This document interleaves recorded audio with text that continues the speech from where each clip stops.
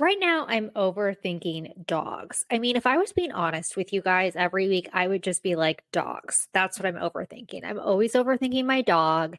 If I'm scrolling through Instagram, I'm looking at dog pictures. If you look in my camera roll, all you see is pictures of my dogs, dogs, dogs, dogs.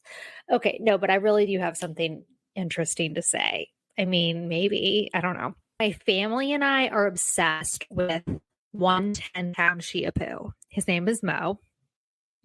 And my sister got him years ago as a divorce dog, I call him, because she and her husband got a divorce. She always said they'd never get a dog. And then, kind of one of those, okay, well, now we'll get a dog because, trying to kind of tamp down the trauma of divorce, right?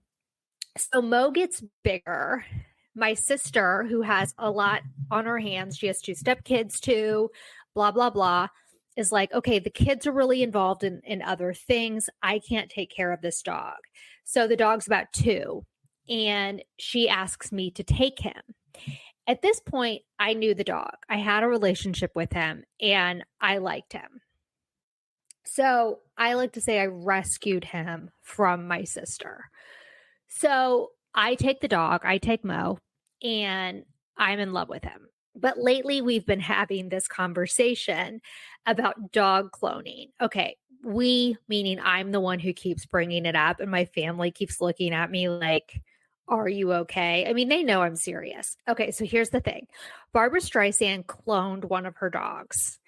And she famously talks about how she had this like lifelong soulmate of a dog. I can relate. And the dog passed, and she obviously got some like DNA from the dog before because she had heard about this. The dog passed, and she at first was like, okay, I'm going to try to get a new dog and then see how that works and see if I feel like I've moved on. She was heartbroken. She couldn't get over her old dog. We'll call him Muffy. I don't know what his name was. Couldn't get over Muffy. And she goes through with cloning her dog. And she now has a clone of Muffy that is her past dog. And she says it's not the same exactly because Muffy has a soul. Muffy was her soulmate dog and he had a soul, but it is some solace to see, the body of Muffy and the looks of Muffy running around every day still. So, and it was like $30,000. It's like $30,000 to clone a dog. So I really need this podcast to work out. So I'm always telling my family, I'm going to clone Mo. I am going to clone the dog because I'm not going to be all right. I'm not going to be all right when something happens to him.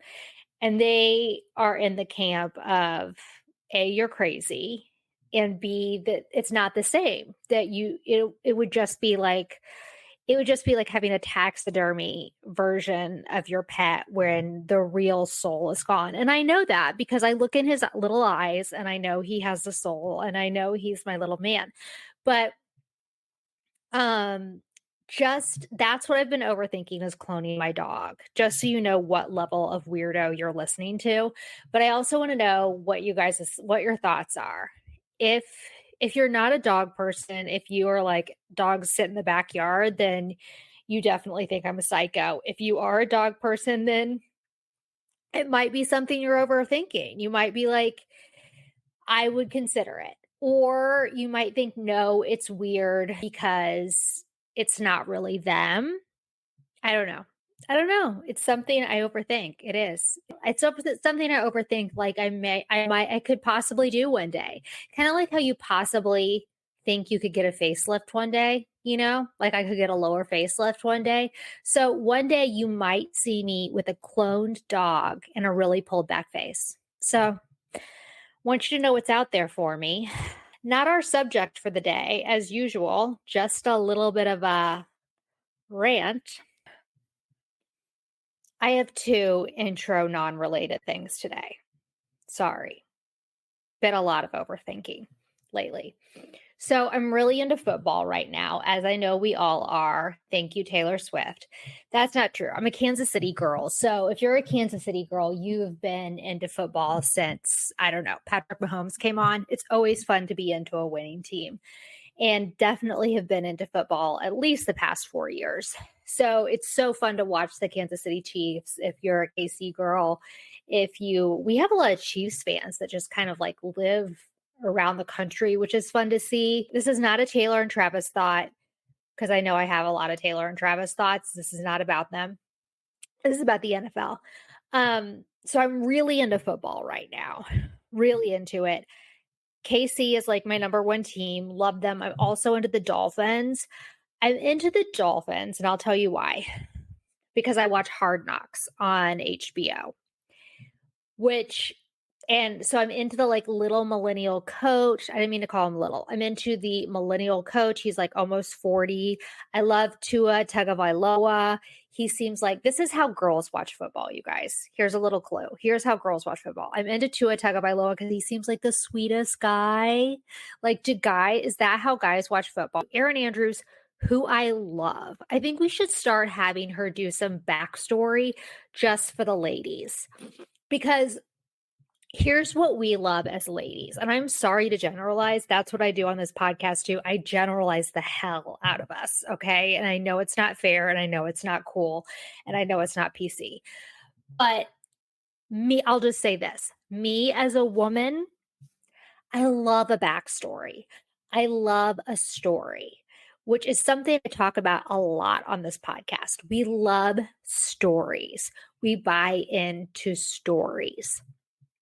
So I would love it if Erin Andrews could just give us a little bit of backstory every time they called him. Like, Tua Tagovailoa just scored a touchdown, and he's so cute with his kids. Like, Mike McDaniel really aligned the offense this week, and he's a recovering alcoholic. Like, I love that kind of stuff. Like, I think backstory is what could really push women over the edge. Like, Taylor started it, but it could really push women over the edge of this whole NFL thing, because we love stories.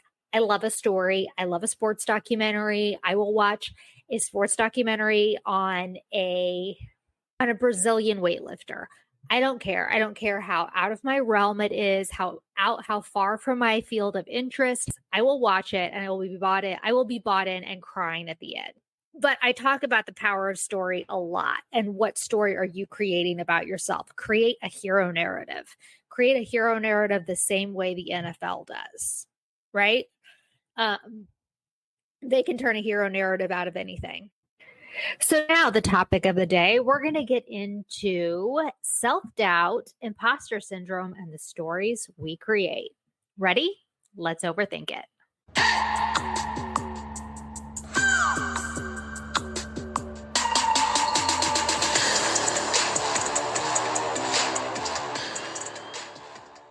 Reality is created by the stories we believe. Believe the right story. So we're going to get into stories a little bit later, but stories are so powerful, and you see that everywhere, right? If you're a creative person, you hear that all the time. So what story are you telling yourself about what you want, about what you can do? Make it a good story. Make your life a good story. And that has a lot to do with self-doubt and how we see ourselves. Let's talk a little bit more about self-doubt. Early in my career, it's advertising. It is copywriting, creative. I come up with the things, I write the things. And early in my career, I was plagued by self-doubt. I was constantly confused and constantly feeling like the stupidest person in the world who maybe just shouldn't work in the workforce. Like, maybe I should go out to a farm and sit there and weave a blanket. Like, I was like a woman from the 1800s. Like, I just was like, maybe this isn't for me. I don't know what is wrong with me. I literally felt that way for at least the first year. So I'm always really sensitive. Like, when I see a new person walk into the office and they're fresh out of college, I'm like, oh, baby bird, come here. months. I thought maybe an office wasn't even for me. Maybe I wasn't safe to be in an office. I graduated from college, moved to the big city, and I'm plagued by self-doubt. The outside world has a new pace and even its own lingo. From EOD to R&D, I feel lost, left behind, and I don't think I'll ever find my way. There's no sexy Devil Wears Prada montage where I learned to collate copies with a wink, send a fax without failing, and learn to blend my blush properly. I keep smiling, and eventually, with the help of some other kind colleagues, I put together a portfolio of my creative work and get a job as a copywriter. So this is from my book, Overthinking in Your Underwear. So as a copywriter, things didn't get all that much better for me. People would kind of tell me that I had talent and I was good with a word, but still plagued by self-doubt. And something else came up for me, imposter syndrome. So when we talk about self-doubt, there's no nastier little liar than imposter syndrome. The term imposter syndrome or imposter phenomenon was originated by Dr. Suzanne Imes and Dr. Pauline Rose Clance in their 1978 article, The Imposter Phenomenon in High Achieving Women: Dynamics and Therapeutic Intervention. Since Imes and Clance's publication, the definition of imposter syndrome has broadened to include almost everyone, not only women. Imposter syndrome wants to upend our self-worth and replace it with incessant insecurity. To get clinical, imposter syndrome is a common phenomenon where a person adopts persistent feelings of insecurity and self-doubt despite past success or in relation to their current skill set. They may be highly regarded in their field or industry, yet their success doesn't line up with their self-image. They have a blank slate mentality when it comes to their achievements, even though they nail the speech, develop the idea, or make the sale. They must prove themselves worthy at the start of every new task. So if you've ever experienced imposter syndrome, that definition is so true. And I felt it. I still feel it at times. I'll do something great at work and I'll come up with an idea and I'm like, oh, great. I feel really good. And then the next time a project comes up, I'm like, am I worthy of this? Should I be here? Should I be in this room? Do I have what it takes? Even though maybe last week you did a great job. Last week you were in this has happened to me even recently. Last week you were in this same room and everyone was like, oh my God, this is great. We love this work. And you're like, great. Okay, awesome. And then the next project comes up and you're like, gosh, am I going to be able to do this? Am I going to be able to do this? And you're like, were you here last week? Did you see last week? Are you the same person? It's just this kind of having to prove yourself almost every time over and over. What's important to understand about imposter syndrome is that it's very common. It happens to all of us. It happens to women more than men. In fact, some of the most accomplished people in the world have leaned into imposter syndrome. Sheryl Sandberg, former COO of Meta, Facebook, talks about it in her book, Lean In. When something pushes beyond your perimeter, imposter syndrome will make an appearance asking, are you qualified? Who cares what you think? Are you serious with that outfit? When you set a goal, let self-doubt be your guide. Stretch your neck, push past it. It's there to show us our edges and help us decide if we want to live within the framework we've built or construct something totally new. When I was younger, I used to sit in these rooms and brainstorms, and I would think everyone there was smarter than me, and I could almost not speak because I was so nervous and plagued with self-doubt and plagued with imposter syndrome. And one day it hit me. No one knows what they're doing. All these people that are older than me and perceived smarter than me, and I've sat there for years holding my tongue, no one knows what they're doing. And I mean that with all due respect. Everyone is sitting there looking around the room, hoping that someone solves the problem, comes up with an idea so we can all leave and go get frozen yogurt. Everyone's looking around, hoping we all solve the problem or come up with the idea together. So speak your mind, say something, say anything. Even if it's the wrong thing, maybe it leads to something else that someone builds on. People remember your effort more than your errors. They'll leave the room and they'll go, oh, so-and-so had a lot of ideas, even if they weren't good ones. You had a lot of ideas. You spoke a lot. You raised up questions. You asked things. Just use your voice. Don't be afraid to be wrong. I sat through my early years many times, quiet and silenced by imposter syndrome. So before we get to those stories, I'm going to talk about one more thing, and that's criticism. Criticism or feedback is part of every job, and it can obviously affect your self-doubt, your self-worth.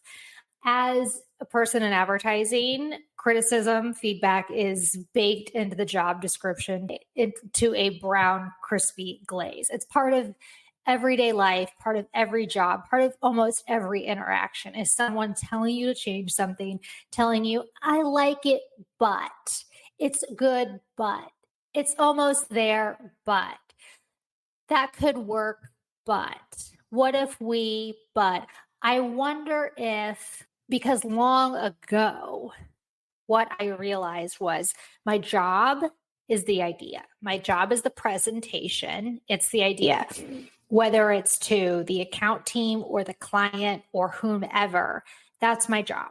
They give me an assignment, come up with the idea for X, Y, Z. I come up with the idea. What they do with it is their business. What they do with it is their business. And if they want to change it and morph it and make it into something completely different, that's their business. What I was saying about that is in jobs, it's hard to get away from feedback or even criticism, if you want to call it that.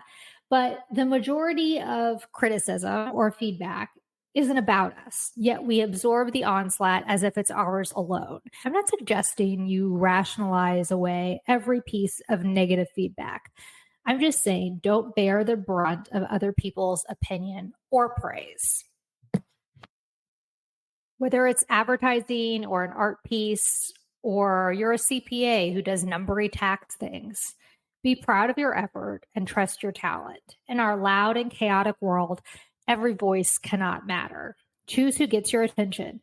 Maybe it's a mentor or a small group of friends and family.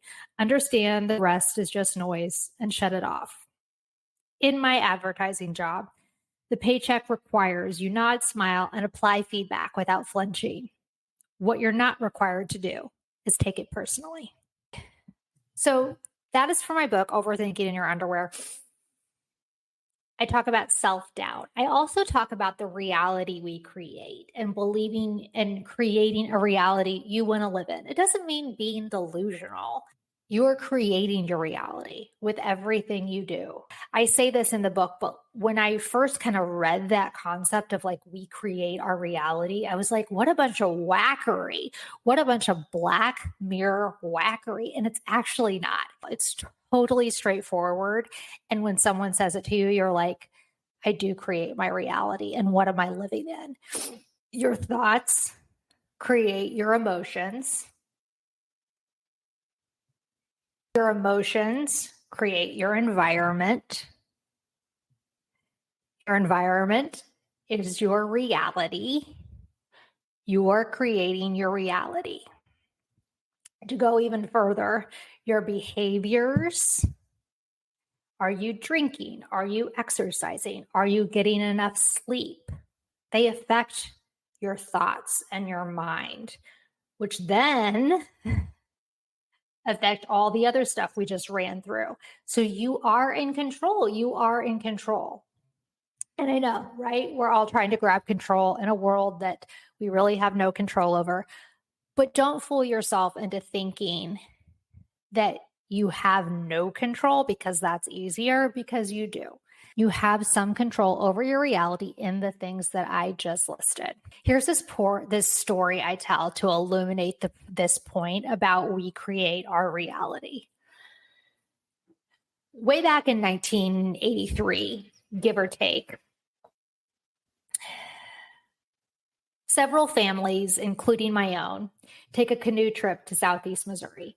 The kind where everyone wears puffy orange life vests and glides down the river eating soggy sandwiches from a cooler. I'm about 6 years old at the time. And my one and only memory, besides the soggy sandwiches, is that my family's canoe flips over while going down the river. Whoosh, dunk, cold water rushing by, coolers bobbing up and down, people fishing us out with oars like Kate Winslet on the Titanic. The whole thing. My sister, age 8, has a similar memory, except in her version, she and I endured this early childhood trauma with another family, and my poor parents watched from the canoe. My sister and I only discussed this recently when we brought our competing memories to our mother. As we tag team our way through the family history, my mother holds up a hand as it reaches a tipping point. I can't hear anymore, she says. But wait, I'm right, right? I say. You're not right. I'm right, says my sister. It turns out we were both wrong. My sister and I enjoyed a safe trip down the river with my loving parents and watched another family flip their canoe. Whoosh, dunk, cold water rushing by, coolers bobbing up and down, people fishing them out with oars like Kate Winslet on the Titanic, the whole thing. We questioned my mom with the intensity of a prosecutor with nothing to lose. The fact that she was 36 at the time of the events was enough evidence against the memory of two girls who recently learned to tie their kids. She falters a bit on the soggy sandwiches, but I'll allow it. I wish this whole thing was about false memories, because clearly that shit is nuts, but it's not. I share this to illuminate a major maxim on our self-help canoe trip. We're the hero or the victim of our own story. Whatever you're remembering from childhood is solely your version. You're creating your reality. Be intentional. Be purposeful. Be the hero. And don't flip your boat for no reason. I love that story. Totally true. Totally happened. So you aren't an innocent bystander to the whims of your reality. Actively choose your understanding to the events around you and your emotions. Devise the life you want and be aggressive about it. It's your vision, it's your reality, and it's your choice how you see it. So Aristotle said we are what we repeatedly do.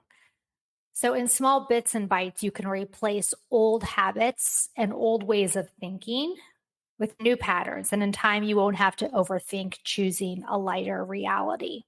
So it means to choose your story.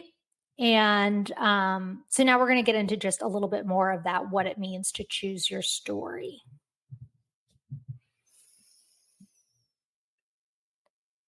If you believe a story about yourself that, let's go back to childhood because that's where we all go, right?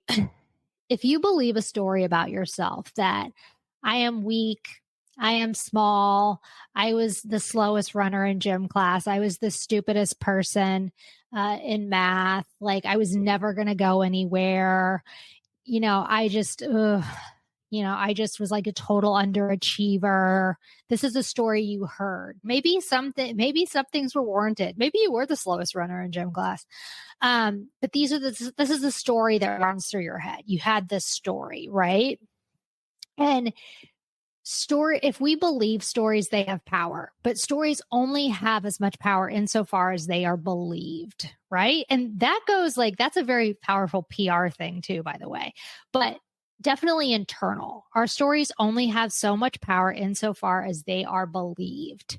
So what are you telling yourself about your life, about your limitations, and what do you need to change? Do you need to completely rewrite your story? Do you need to completely rewrite it down on a piece of paper? I feel like I had kind of this story. Well, I always say this one because I still do, but they're better. I had really bad headaches growing up. I still do. I still have them, right? But I definitely had a story of I am sick, I am weak, I am incompetent. My family always treated me like a fragile being about to break. Not their fault at all. It's because they're loving and wonderful, compassionate people. And I realized at some point that, of course, you adopt that. Of course, you adopt that story of that's who you are. And in a lot of ways, that's who I was. No one was doing that to me. That is who I was. And I realized I had to rewrite my story. I had to recreate my story, and I had to be like, Lindsay is competent. Lindsay is strong. Lindsay is not sick. I mean, everybody has something like a headache, or they have, they have a back pain, whatever, get over it. Like, I am strong. I am competent. I am creative. You have to rewrite your story and own your story. And if you hear any of that little stuff from your old story, no way, I'm not telling that story anymore.